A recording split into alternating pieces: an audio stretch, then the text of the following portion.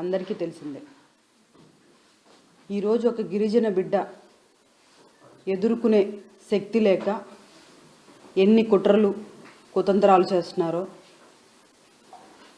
నిజంగా ఎంత బాధాకరం అంటే,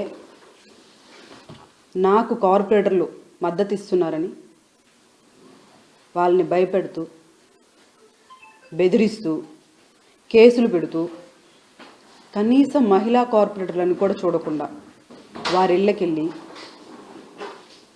వాళ్ళని బెదిరిస్తూ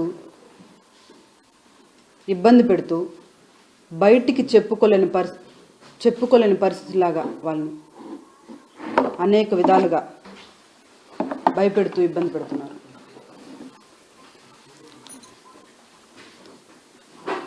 నాకు ఈ మేయర్ పదవి ఇచ్చినందుకు కానీ జగన్మోహన్ రెడ్డి గారికి ఎప్పుడూ మేము రుణపడి ఉంటామని, అదేవిధంగా నాకు ఈరోజు ఇంత కష్టం వచ్చిందని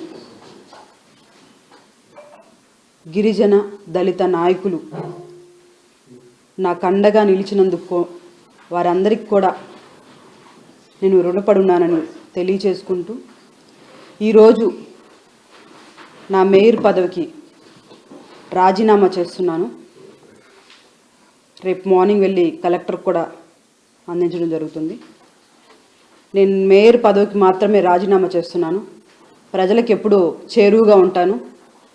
వారి ఆశీస్సులు మా మీద ఉన్నాయని మేము అనుకుంటూ,